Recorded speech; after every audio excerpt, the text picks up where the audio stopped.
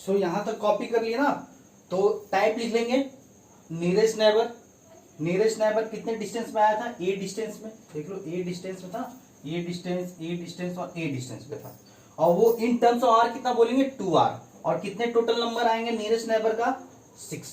हम पहले बता दें ए का हमेशा 6 आएगा, चाहे ए बाई 2 के डिस्टेंस में भी लेते हो ना अलॉन्ग एक्सिस, वो भी 6 आएगा। सोच सकते हो यहाँ पे आएगा, एक आपका बीच में आएगा, एक उधर बीच आएगा, उस साइड भी एक आएगा, एक ऊपर भी आएगा, एक इस साइड भी आएगा। और इन टर्म्स ऑफ आर हमेशा 2r होगा, चाहे वो एफसीसी में ले लो चाहे बीसीसी में ले लो। नियरेस्ट नेबर का इन टर्म्स ऑफ रेडियस हमेशा 2r होगा, क्योंकि पहले ही से पता होना चाहिए दो एटम टच करने के लिए मिनिमम डिस्टेंस कितना होना चाहिए, 2r ही आएगा हमेशा, ऑलवेज। आया समझ में? कोऑर्डिनेशन नंबर कितना होगा एससीसी का, एसएससी का टाइप बता रहे हैं। और अगर एससीसी का मैं पूछ लूं next nearest neighbour, next nearest neighbour कितने डिस्टेंस पे आया था, √2a डिस्टेंस पे। एक ये, एक आपका, एक ये था, एक आपका ये था, एक आपका ये था ना, तो कितने डिस्टेंस में आ जाएगा √2a डिस्टेंस में। इसका टोटल नंबर कितना आएगा 12, क्योंकि यहां पे 3 दिख रहा है ना, इस तरह से पूरा क्रिस्टल में कितना आएगा 12 आएगा। तो ये मेरा एक कंक्लूजन हो गया। आगे नहीं जाना है, नेक्स्ट नियरेस्ट नेबर तक नहीं जाना है, चाहो तो लिख सकते हो next to next nearest neighbour वो कितने डिस्टेंस में आया था, ये आपका √3a डिस्टेंस में आया था, उसका टोटल नंबर कितना आएगा 8, क्योंकि एक इधर आएगा, एक उस साइड आएगा, एक उस साइड आएगा, एक इस साइड आएगा और 4 ऊपर आएगा।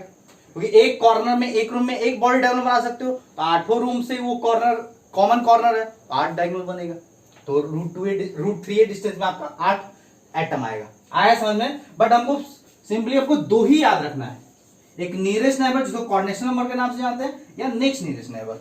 आया समझ में? क्लियर हो गया? तो एससीसी का बस आपको पूछा जाएगा कि बताओ कोऑर्डिनेशन नंबर क्या होता है एससीसी का, तो हम लोग बोलेंगे 6 कितने डिस्टेंस पे, तो a डिस्टेंस पे, ठीक है, 2r डिस्टेंस में बोल सकते हैं in terms of r। Next nearest neighbour का नंबर कितना होगा 12, कितने डिस्टेंस में होगा √2a। और next to next nearest neighbour ये रेयरली पूछा जाता है, ये दो तो बड़ा कॉमन हो गया, ठीक है, 99% केस में ये दो पूछा जाएगा। क्लियर? तो एसएससी खत्म हो गया। नेक्स्ट हम लोग क्वेश्चन लेते हैं बीसीसी का। क्लियर? इसी तरह से तो क्वेश्चन थोड़ा सा चेंज करते हैं, आप लोग नोट कर लिए होंगे आप लोग।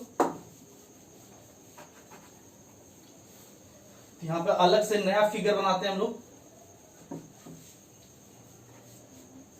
यहां पे लिख देंगे क्वेश्चन नंबर 1 था, ये 2 लिख लीजिएगा। तो आप क्या बना लो इस बार, बीसीसी बना लो, बीसीसी बना लीजिए।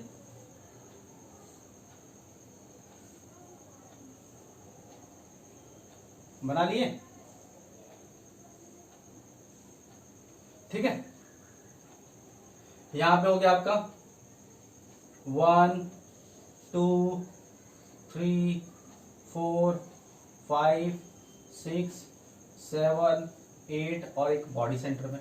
बीसीसी जो बनता है वो कैसे बनता है बीसीसी, बीसीसी बनने के लिए आपका 8 कॉर्नर पे और एक आपका कहां पे आएगा बॉडी सेंटर पे। इसका भी एज सेंटर हम लोग मानते हैं एज लेंथ a डिस्टेंस पे है, ठीक है। हमको इमेजिन करना है इस पॉइंट से, ये मेरा एटम नंबर 1 है, यहां से सोचना है हमको एटम नंबर 1 से। ये मेरा हो गया 2, ये मेरा हो गया 3, ये 4, ये हो जाएगा आपका क्या 5 6 7 8 और इसको लिख लेते हैं 9, बॉडी सेंटर को, बॉडी सेंटर को 9 नंबर। तो यहां पे क्वेश्चन थोड़ा चेंज करेंगे, arrange the atoms 2 to 9, arrange the atoms 2 to 9 in increasing order of distance from atom 1 and also calculate that distance in the given BCC unit cell, BCC body center unit cell में in terms of A बताना है। Question थोड़ा change कर दिए क्योंकि एक बढ़ जाएगा ना एटम, क्योंकि बॉडी सेंटर पे भी तो आएगा, बॉडी सेंटर पे भी आएगा, तो आपको हाईलाइट कर दिए हैं कि आपको एटम नंबर 1 से, एटम नंबर 1 से आपको बताना है कि इंक्रीजिंग ऑर्डर में सारे एटम 2 to 9 को अरेंज करना है in increasing order of distance और आल्सो कैलकुलेट द डिस्टेंस, ठीक है। तो आप बता सकते हो कि 1 से टच करने वाला सबसे क्लोजेस्ट 1 एटम से टच करने वाला एटम कौन सा होगा, बता सकते हो। बहुतों को लग रहा होगा 2 टच करेगा, 3 टच करेगा, ठीक है, और 5 टच करेगा। 2 आपका कितने डिस्टेंस में A, 3 कितने डिस्टेंस में A, 5 कितने डिस्टेंस में A। तो सभी लोगों को लग रहा होगा कि 1 एटम से सबसे क्लोजेस्ट जो होगा वो 2, 3 और 5 होना चाहिए। बट ये गलत है, बिल्कुल गलत है, क्योंकि आपको हम पढ़ा चुके हैं बीसीसी में कॉर्नर वाले एटम कभी भी टच नहीं करते हैं, कॉर्नर वाले एटम कभी भी टच नहीं करते हैं। तो टच कौन करते हैं? बॉडी सेंटर वाला एटम सारे कॉर्नर को टच करता है। बॉडी सेंटर वाला जो एटम है सारे कॉर्नर को टच कर रहा होगा। बॉडी सेंटर वाला जो एटम है वो सारे कॉर्नर एटम को टच कर रहा होगा, ध्यान रखिएगा। बॉडी सेंटर वाला एटम जो है वो सारे कॉर्नर को टच कर रहा है, ऐसे करके बना दे रहा है, ठीक है, सारे को टच कर रहा है। और ये ए डिस्टेंस तो है, बिल्कुल एज रेंज तो आप माने हो, बट ये जो डिस्टेंस है ये 9 वाला देख लो, थोड़ा सा यहाँ पे थोड़ा सा बीच हो गया। ये जो 9 है वो 9 जो है पता है, ये जो बॉडी डायगोनल कितने डिस्टेंस का होता है? √3 है। तो 9 एटम 1 जो है 9 एटम सबसे क्लोजेस्ट होगा। क्यों ऐसा हम क्यों बोल रहे हैं? ये 9 एटम है, ध्यान रखिएगा, ये 9 एटम है। ये 9 एटम क्यों ऐसा बोल रहे हैं? तो ये डिस्टेंस कितना होगा पता है आपको? अगर मैं ऐसे कर दूं, ये कितने डिस्टेंस में, ये जो डिस्टेंस होता है वो होगा √3a/2। इतना हो गया आपका √3a। ये डायगोनल कितना हो गया? √3a।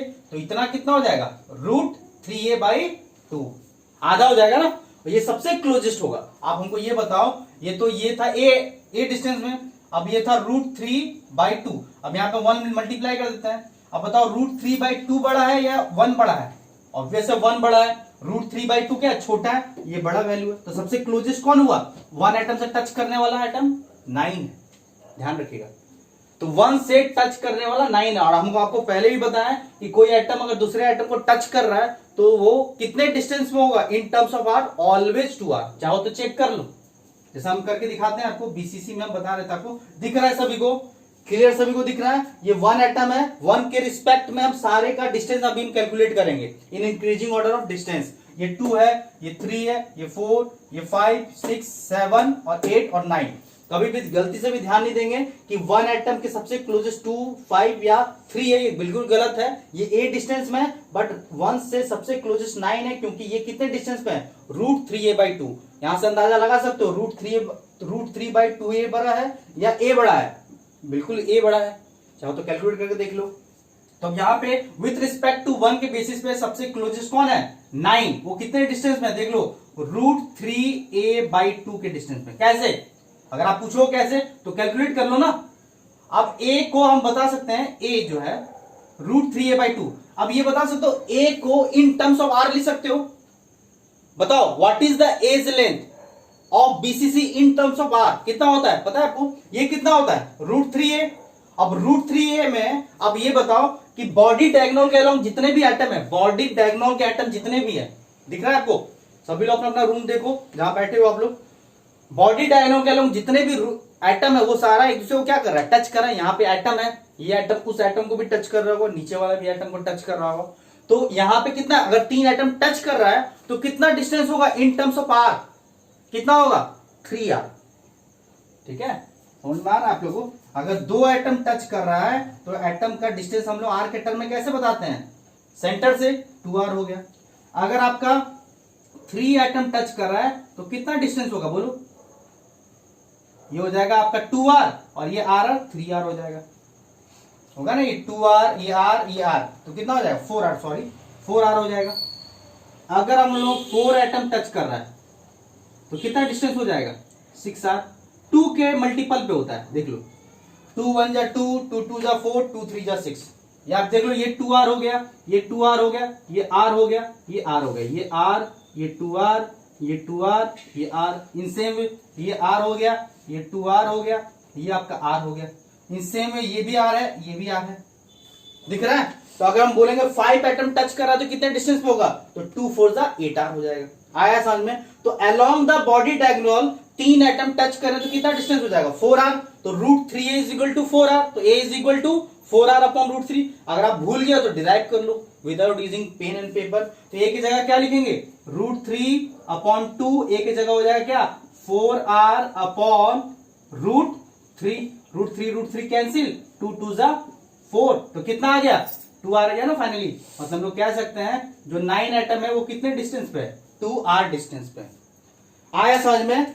अब देख रहे हो √3a/2 कुछ नहीं है, ये 2r है। तो यहाँ पुट किए तो कितना आया 2r। हमेशा बताया है कि नियरेस्ट नेबर वाला जो आइटम है वो हमेशा r के टर्म में 2r ही आएगा। क्यों? क्योंकि दो आइटम जब भी टच करेगा तो 2r ही होगा, चाहे वो बीसीसी का हो, चाहे एफसीसी का हो, चाहे वो आपका एससीसी का हो। आया समझ में? तो वन आइटम से सबसे क्लोजेस्ट जो टच करने वाला वो 9 है। उसके बाद कौन आएगा? उसके बाद 2, 3 और 5 आएगा। वो कितने डिस्टेंस में आएगा? 8 डिस्टेंस में। तो यहां पर हम लिखते हैं, सभी लोग को दिख रहा है, यहां पे मिटा देते हैं, इसको नोट कर लिए होंगे, ट्रिक्स बड़ा इंपॉर्टेंट है। इसके बाद कौन आएगा बोलो? 9 एटम के बाद 9 एटम को टच किया 1, इसके बाद कितने डिस्टेंस पे होगा? जो सबसे आगे होगा इंक्रीजिंग ऑर्डर में 2, 3 और 5। तो लिख देते हैं 2, 3 और 5 कितने डिस्टेंस पे है? ए डिस्टेंस में। ये √3a/2 डिस्टेंस पे था, ये ए डिस्टेंस में। तो ये भी हो गया, ये ए डिस्टेंस पे है, ये भी ए डिस्टेंस पे है और ये भी ए डिस्टेंस पे है ना। अब ये बताओ इसके बाद कौन आएगा? समझ में आ रहा है? ये इसको टच किया बॉडी सेंटर वालों को, सबसे क्लोजेस्ट √3a/2। उसके बाद सबसे क्लोजेस्ट कौन आएगा? ए डिस्टेंस, ए डिस्टेंस और ए डिस्टेंस। इसके बाद फेस डायगोनल वाला ही आएगा ना, फेस डायगोनल वाला √2a, √2a और √2a। तो फेस डायगोनल कौन कौन आ रहा है देखो, 4, 6 और 8। ये फेस, एक पीछे वाला फेस, एक ऊपर वाला टॉप वाला फेस। तो 4 number, 6 number, 8 number face diagonal पे आएगा। कितना? 4, 6, 8 कितने डिस्टेंस पे आएगा बोलिए? ये आएगा √2a डिस्टेंस पे। इसके बाद डायरेक्ट आएगा 7 नंबर पे। 7 नंबर कितने डिस्टेंस पे आएगा? ये आएगा आपका √3a डिस्टेंस पे। देख लो 7 जो आएगा वो कितने डिस्टेंस पे आएगा? ये आपका टोटल 7 आएगा आपका √3a डिस्टेंस पे, क्योंकि सबसे आपका कहां पे बॉडी डायगोनल में √3 है। तो इस तरह से हम 2 to 9 अरेंज कर लिए with respect to first atom. सबसे क्लोजेस्ट आपका कौन सा आया? √3a/2 atom number 9। उसके बाद 2, 3, 5 आया, 2, 3, 5 एट डिस्टेंस a, ठीक है। उसके बाद √2a डिस्टेंस फेस डायगोनल पे, 4, 6, 8 जो कि √2a में है, फिर 7 है √3a में, ध्यान रखिएगा। तो ये मेरे लिए क्या हो गया? जो सबसे क्लोजेस्ट होता है ये मेरा हो गया आपका नियरेस्ट नेबर, इसी को कोऑर्डिनेशन नंबर बोलते हैं। ये मेरा क्या हो गया? Next nearest neighbour. ये मेरा क्या हो गया? Next to next nearest neighbour. ये मेरा क्या हो गया बताओ? ये मेरा N5 हो गया। ये बोल सकते हैं next to next nearest neighbour. Direct इसको N5 बोल दो। तो इतना तक तो नहीं पूछता है, कम से कम आपको नियरेस्ट नेबर आपको पता होना चाहिए। Nearest neighbour and next nearest neighbour आपको पता होना चाहिए, ठीक है। क्लियर हो गया? तो बीसीसी में कोई पूछेगा what is the coordination number या what is the nearest neighbour, तो कितने होंगे टोटल? इसको टच करने वाला अगर यहां पे एक है तो इस तरह से इस रूम से शेयर करने वाले कितने रूम है? 8। तो ये कॉर्नर आइटम इसको टच कर रहा है तो उधर भी टच करेगा, तो पीछे वाले रूम को भी टच करेगा, उससे बगल के पीछे वाले को टच करेगा, और 4 ऊपर भी तो है। या सीधा सीधा आप ये देख लो, किसी भी एटम को पकड़ सोच सकते हो, अगर ये बॉडी सेंटर वाला एटम कितने एटम को टच कर रहा है? 8 कॉर्नर को टच कर रहा है। या उस एटम से भी सोचोगे तो ये एटम इसको टच करेगा, पीछे वाले को एटम सामने वाले रूम में बॉडी सेंटर उसको टच करेगा, बगल में है, उसके बगल के आगे है, और 4 ऊपर भी तो है। तो हर एटम से क्रिस्टल में, बीसीसी क्रिस्टल में कितने टच करेंगे? 8 एटम टच करेंगे हर एटम से। हम आपको पहले ही बताए थे ना कि each and every latest point has same environment. सारा का सारा इन्वायरमेंट सेम होता है। अगर इस बॉडी सेंटर के चारों तरफ टच करने वाला 8 है तो इससे भी टच करने वाला 8 ही मिलेगा, उससे भी टच करने वाला 8 ही मिलेगा, इससे भी टच करने वाला 8 ही मिलेगा बीसीसी में। ध्यान रखिएगा, कोई एक से नहीं, इससे देख ली 8 तो इससे नहीं होगा, ऐसा नहीं है। इससे अगर 8 टच कर रहा है तो नीचे वाले भी आइटम से 8 टच करेगा, इससे भी 8 टच करेगा, इससे भी 8 टच करेगा। समझ में आ रहा है? क्लियर हो गया? तो मेरा नेक्स्ट नियरेस्ट नेबर का नंबर कितना होगा? What is the coordination number BCC? वो होगा आपका 8। इवन ये भी आपको ट्रिक्स बताया था ना कि अगर √3a/2 के डिस्टेंस में आता है तो वो हमेशा 8 ही होता है। अगर मैं पूछूं नेक्स्ट नियरेस्ट नेबर का नंबर कितना होगा, 8 डिस्टेंस में आने वाला कितना आएगा? 6 तो आएगा। एक आपका इधर तो एक इधर होगा, एक इधर तो एक पीछे होगा, एक आपका नीचे तो एक ऊपर होगा। आया समझ में? क्लियर हुआ? यहां पे कंक्लूड करके लिख देते हैं। नोट कर लिए? चलिए नोट कर लीजिए, एक कंक्लूजन कर देते हैं फाइनल बीसीसी में। देख लो,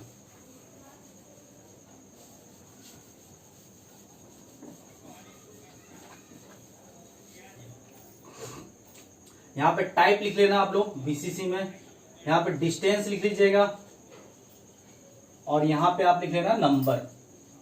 तो नीरेस्ट नेबर का आपका नंबर कितना होगा, कोऑर्डिनेशन नंबर जिसको बोलते हैं, वो कितने डिस्टेंस पे आया, वो √3a/2 डिस्टेंस में आया, जो कि इन terms of radius of atom कितना आएगा, 2r ही आएगा ऑलवेज। और इसका नंबर कितना आएगा, इसके डिस्टेंस में 8 आएगा।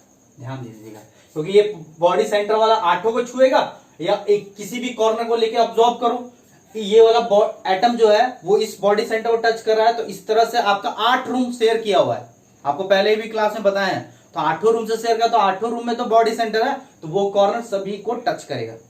तो कितने हो जाएंगे coordination number 8। Next nearest neighbour कितने होंगे, नेक्स्ट नियरेस्ट नेबर कितने डिस्टेंस पे थे, 8 डिस्टेंस पे थे, तो 8 डिस्टेंस पे कितने टच करेंगे, मतलब 8 डिस्टेंस पे आने वाले एटम कितने होंगे, 6 आया समझ में। तो ये कम से कम 2 याद रखेंगे, ठीक है। अगर पूछ लिया नेक्स्ट नियरेस्ट नेबर, तो उसको थोड़ा इमेजिन कर लो, हम आइडिया बता दिए, ठीक है, कॉन्सेप्ट बता दिए, वो कर सकते हो, बट जनरली आपका 99% केस में नियरेस्ट नेबर या नेक्स्ट नियरेस्ट नेबर पूछेगा। आया समझ में, क्लियर हो गया, आगे बढ़े। चलिए लास्ट केस है एफसीसी। एफसीसी का भी हम लोग नियरेस्ट नेबर और नेक्स्ट नियरेस्ट नेबर कर लेते हैं, ठीक है, तो इससे क्लियर आइडिया मिल जाएगा। आगे बढ़े, चलिए एफसीसी का देख लेते हैं, सिंपल। इसमें क्वेश्चन नहीं लिखाते हैं, डायरेक्ट नियरेस्ट नेबर और नेक्स्ट नियरेस्ट नेबर बताओ आप इसका, ठीक है। क्वेश्चन नंबर जो 3 है वो एफसीसी के लिए। एफसीसी में देखो आप,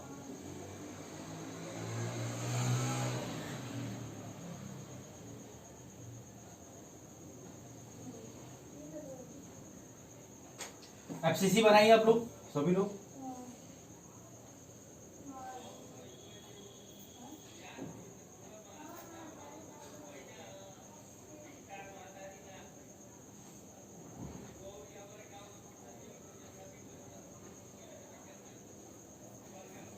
एफसीसी में लेटिस पॉइंट कहां कहां होते हैं, कॉर्नर में 1 2 3 4 5 6 7 8 और 6 फेस सेंटर पे होता है। हम क्या करते हैं, इसी पॉइंट से, इसी फेस सेंटर से अब्सॉर्ब करते हैं, इसी फेस सेंटर से हम लोग क्या करते हैं, अब्सॉर्ब करते हैं, ठीक है।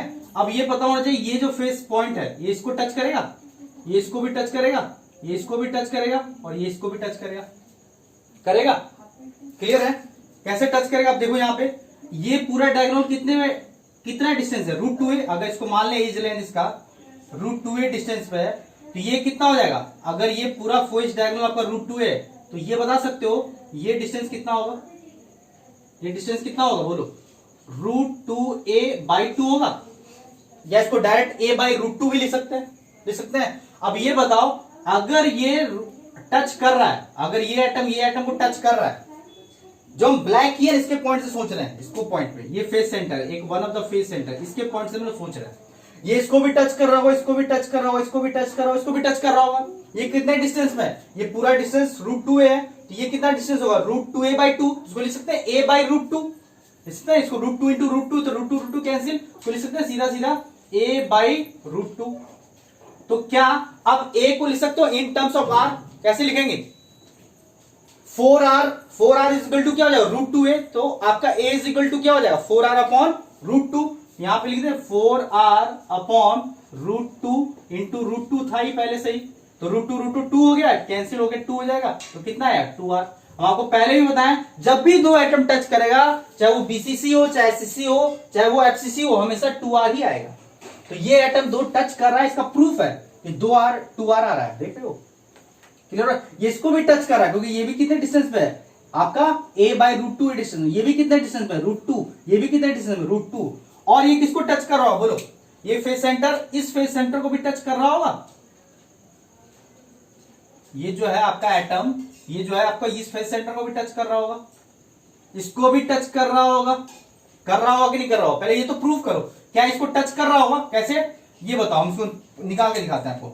ये कितना डिस्टेंस होगा, ये अगर पूरा a है तो ये a/2 होगा, ये कितना डिस्टेंस होगा, ये भी a/2 होगा, तो बताओ ये कितना डिस्टेंस होगा, a/2, तो ये कितना डिस्टेंस होगा बोलिए, पाइथागोरस थ्योरम। ये अगर a/2 है, ये भी a/2 है, तो ये कितना डिस्टेंस में होगा, a बाई 2 का स्क्वायर प्लस a बाई 2 का स्क्वायर, तो टोटल कितना आ जाएगा, a बाई रूट 2 आ जाएगा। करके देख लो, a बाई 2 स्क्वायर मतलब a square upon 4 plus a square upon 4 होगा, a बाई 2 का स्क्वायर, a बाई 2 का स्क्वायर, तो a स्क्वायर अपॉन 4, 4 कितना हो गया, ये हो जाएगा आपका 2a स्क्वायर अपॉन 4, ये रूट अंडर होगा, 2 2 कैंसिल, कितना आया बोलो, a अपॉन रूट 2 आ गया ना, a बाई रूट 2। अब a बाई रूट 2 आया मतलब कि r के टर्म में कितना आएगा, 2r ही तो आएगा।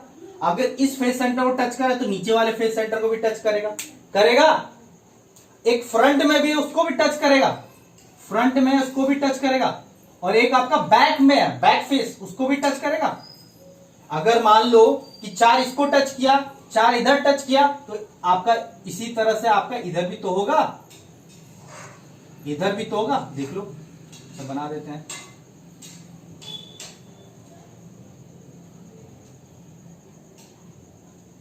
इधर भी होगा, ठीक है। अब देखो यहां पे क्या होगा, ये जो है इधर वाले फेस को भी टच करेगा, इधर वाले फेस सेंटर को, इधर वाले फेस सेंटर को, फ्रंट वाले फेस सेंटर को, ठीक है, बैक वाले फेस सेंटर को टच करेगा, तो 4 इधर बन गया, 4 आपका इधर बन गया। समझ में आ रहा है आप लोगों को, क्लियर हो रहा है, देखिए कैसे हुआ। देखो हम आपको सिंपल तरीके से समझा देते हैं, सिंपल तरीके से किसी भी फेस सेंटर को लेके समझो ना, फेस सेंटर को किसी भी लेके, या मान लो एफसीसी बना हुआ है, एफसीसी बना हुआ है, या फेस सेंटर को लेके ही समझो, ये जो फेस सेंटर है, या ये जो यहां पे जो फेस सेंटर है, वो आपका 3 प्लेन होता है ना, एक एक्स वाई प्लेन, एक वाई जेड प्लेन, और एक आपका एक्स जेड प्लेन। ये मेरा एक प्लेन होगा बोर्ड वाला, एक मेरा एक ऐसे प्लेन होगा, एक ऐसे प्लेन होगा, ऐसे करके एक ऐसे प्लेन हो गया, एक ऐसे प्लेन होगा, एक आपका सिंपल आपका ऐसे प्लेन होगा, एक ऐसे प्लेन होगा, एक ऐसे प्लेन होगा। अब देख लो यहाँ पे एक आपका एक्स वाई प्लेन इस तरह से, बोर्ड वाला देख लो, बोर्ड वाला आपका ये वाला, ठीक है। एक प्लेन कैसा हो जाएगा, ऐसे, बोर्ड से बाहर और बोर्ड से अंदर, और एक आपका ऊपर वाला, देख रहे हो। तो 3 प्लेन में, तीनों प्लेन में ये फेस सेंटर 4 टच कर रहा है। अब जैसे मैं बात करूं कि ये प्लेन सोचो आप थोड़ा सा, ये प्लेन जो बोर्ड के इस तरह से है, इस तरह से, तो यहां पे टच करने वाला 4 है, 1 2 3 4, दिख रहा है आपको, 1 2 3 4। अगर मैं बात करूं बोर्ड के अंदर और बोर्ड के बाहर है, बोर्ड के अंदर और बोर्ड के बाहर जा रहा है, तो किसको किसको टच कर रहा है, बोर्ड के अंदर और बोर्ड के, एक इसको टच कर रहा है, एक इसको टच कर रहा है, एक इधर वाले को टच कर रहा है, एक इधर वाले को टच कर रहा है, और एक इस तरह से लेयर, एक आपका हो गया बोर्ड वाला प्लेन, ये वाला, इस पे टच करने वाला कौन कौन सा है, देखो बोर्ड पे 1 2 3 4, एक इधर वाला जो है बोर्ड के अंदर बोर्ड के बाहर 1 2 3 4, समझ में आ गया। और एक आपका ऐसे हो जाएगा, एक आपका ऐसे, एक आपका ऐसे होगा, सिंपल ऐसे करके, ऐसे वाले में क्या 1 2 3 4, दिख रहा है सभी को, समझ में आ रहा है क्या, इमेजिन कर लो, ध्यान से इमेजिन कर लो। तो टच करने वाला जो है आपका कितने 12 आएंगे टोटल, कितने आएंगे, क्योंकि पहले बताया a by root 2 A distance में कितना आएगा, 12 ही टच करेगा। या इमेजिन कर लो, एक कॉर्नर आइटम को पकड़ लो, एक कॉर्नर आइटम को पकड़ लोगे तो किसको टच कर रहा है ये कॉर्नर आइटम, कॉर्नर आइटम को तो टच नहीं करेगा, ये corner item face diagonal touch करेगा, जो फेस सेंटर पे है, फेस डायगोनल नहीं, फेस सेंटर पे टच करेगा, एक इस फेस सेंटर को टच करेगा, एक इस फेस सेंटर को टच करेगा। ये एक कॉर्नर से कितने फेस जाते हैं, 3 फेस, और 3 फेस से 3 फेस डायगोनल जाएगा, एक कॉर्नर से 3 फेस डायगोनल बना सकते हैं एक क्यूबिक यूनिट सेल में, और उसका आधा कितना आएगा, फेस सेंटर यहां पे, एक यहां पे, एक यहां पे आएगा। तो इस तरह से 3 आपका इस रूम में है, इस तरह से उधर भी तो 3 बनेगा, पीछे भी तो बनेगा, और पीछे क्योंकि एक रूम में 3 बन रहा है इस कॉमन कॉर्नर से, तो ये कॉमन कॉर्नर 8 रूम में है।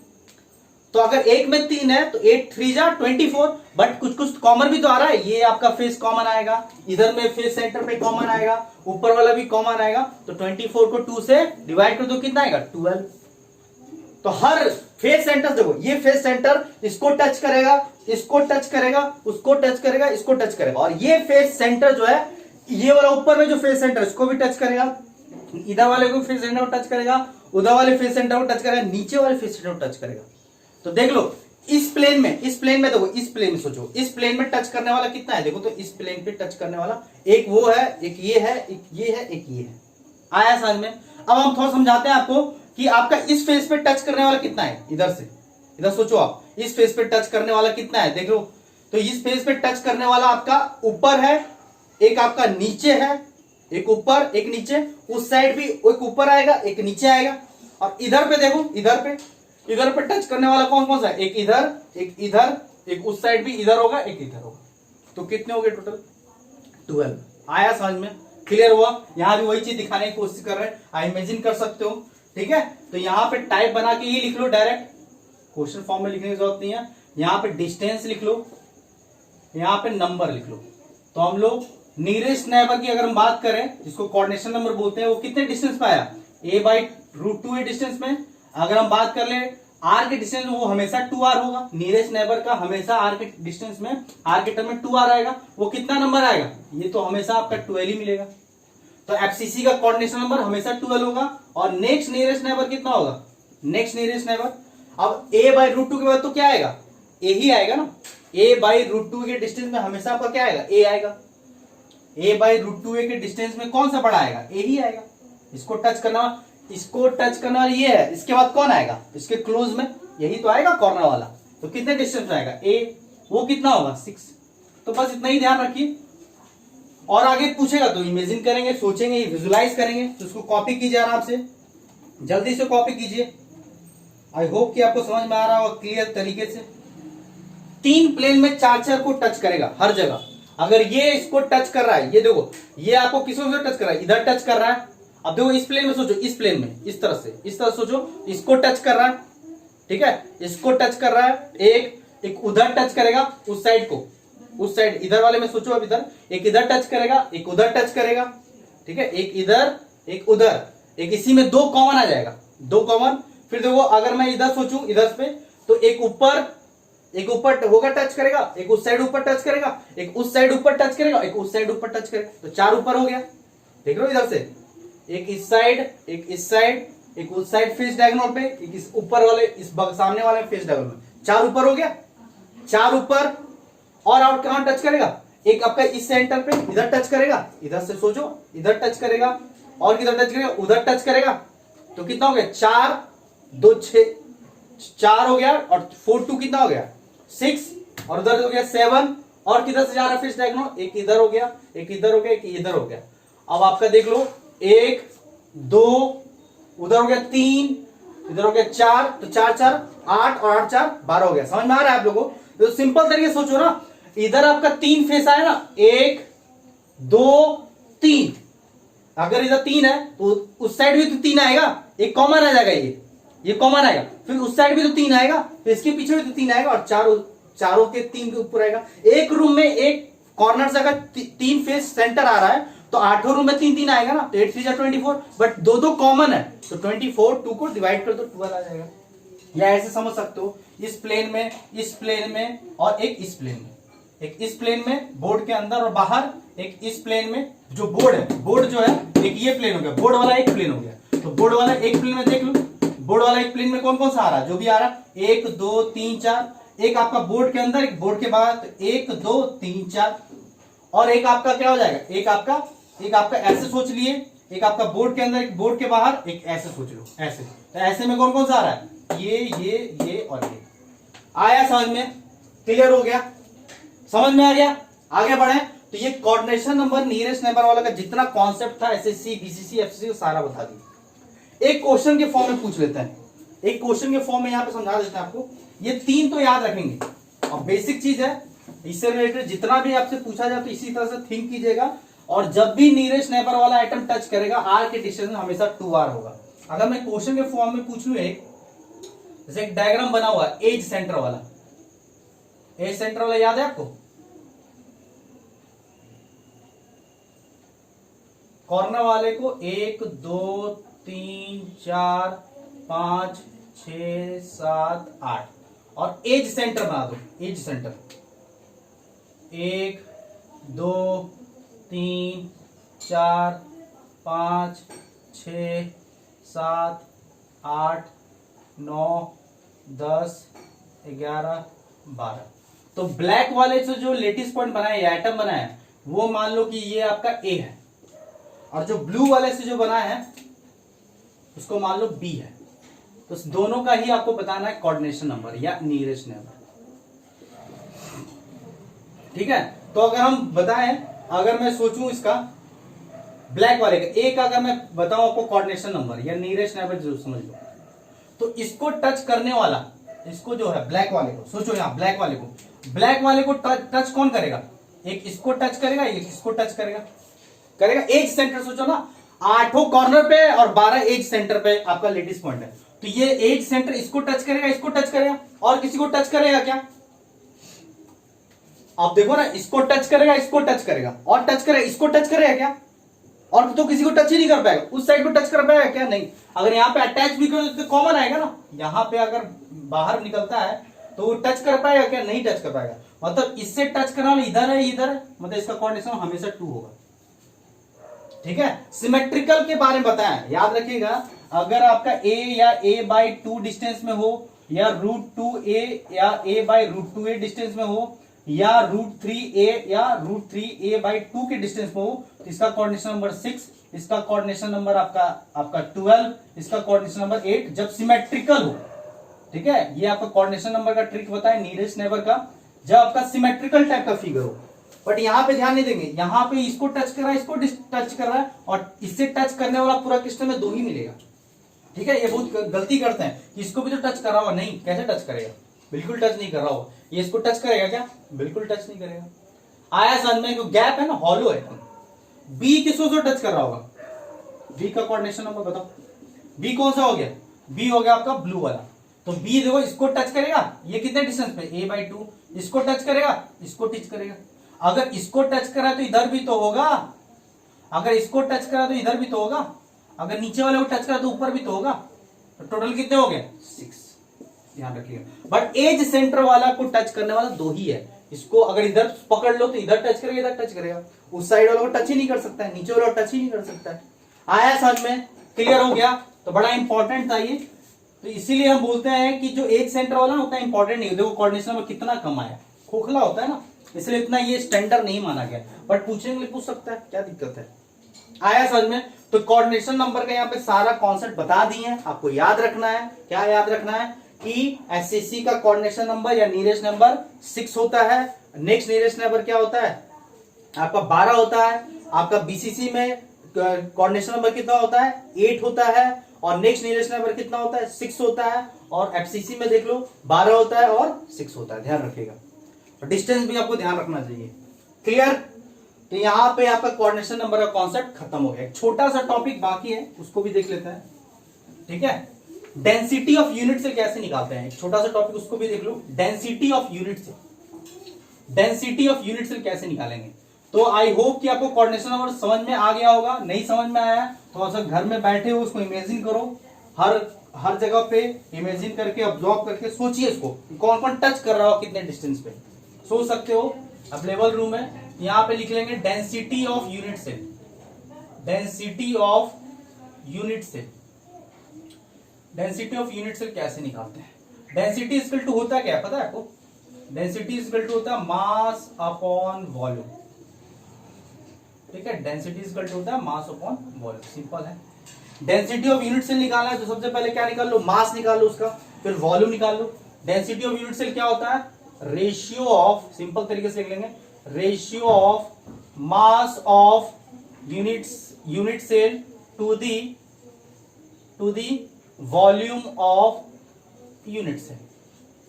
ठीक है, यूनिट सेल के मास को वॉल्यूम से डिवाइड कर दो। तो हम लोग कैसे डिवाइड करेंगे? मास निकालने का सिंपल तरीका क्या है?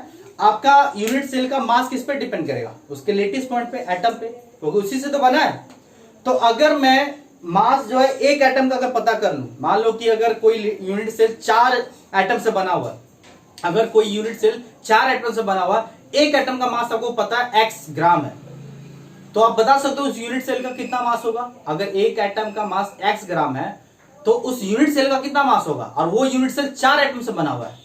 तो एक एटम x है तो 4 एटम से बना है तो 4x ग्राम हो जाएगा।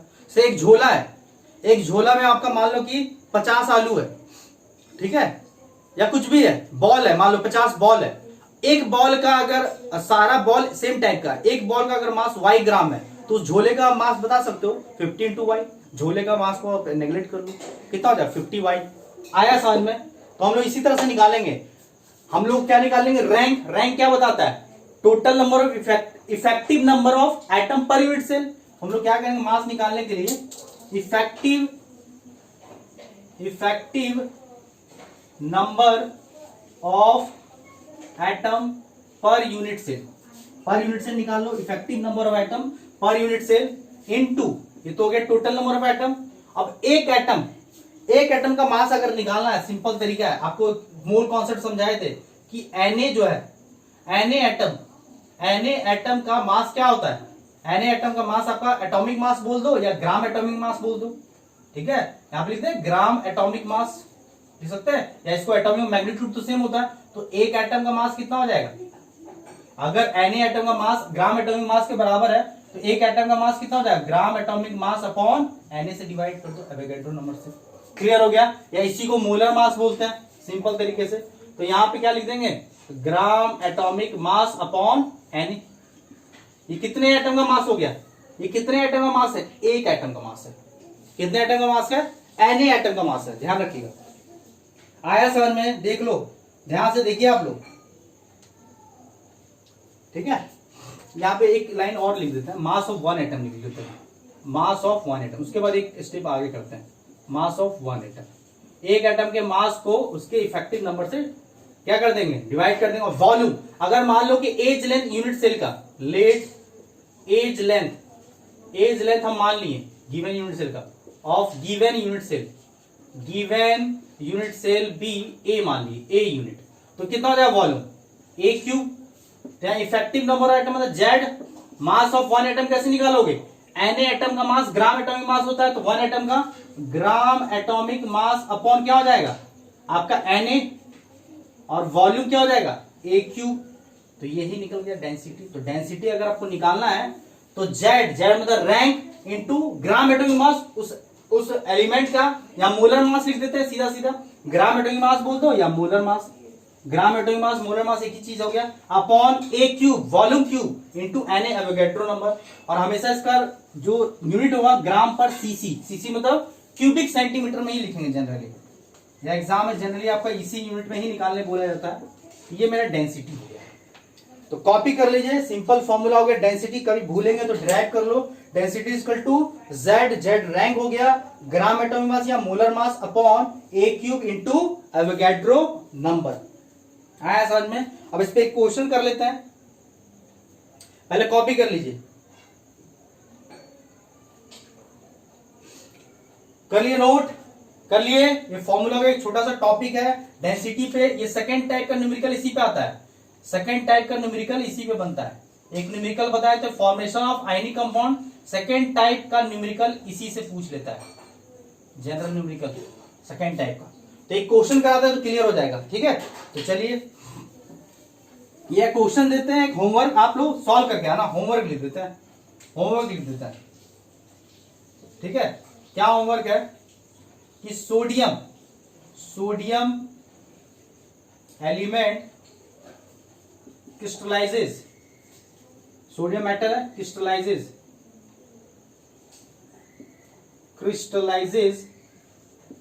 इन बीसीसी स्ट्रक्चर, ठीक है। Sodium element crystallises in BCC structure and the distance between two nearest neighbor atom, ठीक है। the distance between two nearest neighbor is 1.73 angstrom, ठीक है। आपका ये दिया हुआ है, क्लियर। तो आपको फाइंड करना है, देन कैलकुलेट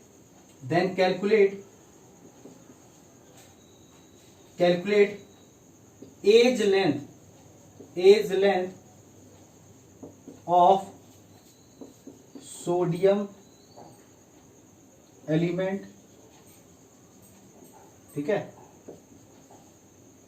और सेकेंड निकालेंगे डेंसिटी एंड इट्स डेंसिटी लिख देते हैं, its density and calculate its density. चलिए कॉपी कर लीजिए अच्छे से। यूनिट सेल भी लिख सकते हो, इसका यूनिट सेल पता है ना, edge length of unit cell, या सोडियम एलिमेंट लिख लो यूनिट सेल क्या है सोडियम का, बीसीसी। तो इस बीसीसी का एज लेंथ बताना है और इसी बीसीसी का आपको डेंसिटी भी निकालना है। इसमें दो टाइप का क्वेश्चन है, ये आपका होमवर्क हो गया, सॉल्व कर लीजिएगा। एज लेंथ कैसे निकालोगे, दो नियरेस्ट नेबर एटम का डिस्टेंस दिया हुआ है, दो नियरेस्ट नेबर अगर टच कर रहा है तो कितना डिस्टेंस होगा, दो नियरेस्ट नेबर जब भी टच करेगा तो उसका डिस्टेंस 2r होगा, तो 2r इज इक्वल टू कितना दिया हुआ है 1.73 एंगस्ट्रॉम। तो आप निकाल सकते हो r, तो r आपका निकल जाएगा, तो एज लेंथ निकाल लोगे। बीसीसी का अगर r पता चल गया तो बीसीसी का r पता चल गया तो एज लेंथ कैसे निकालोगे, a is equal to 4r upon √3 से, और एक बार एज लेंथ निकल गया, z हमको पता है, बीसीसी का z कितना होता है 2, मास ऑफ वन एटम पता ही आपको, ग्राम एटॉमिक मास कितना होता है, फॉर्मूला z, डेंसिटी का क्या लगाओगे, डेंसिटी का z into molar mass upon a cube into Avogadro number. तो आज यूनिट पे ध्यान देंगे, इससे बन जाएगा क्वेश्चन, बड़ा इजी है, इसको सॉल्व करना, नहीं सॉल्व होगा तो नेक्स्ट क्लास में सॉल्व करेंगे। तो आज के लिए आप रिवाइज करो यहाँ पे, ठीक है, रिवाइज कीजिए, सॉल्व कीजिए, कोई डाउट आता है तो डाउट सेंड कीजिए, विद इन 24 में आपको उसका डाउट का सोल्यूशन मिलेगा। तो आज के लिए रहने देते हैं, चलिए, थैंक यू।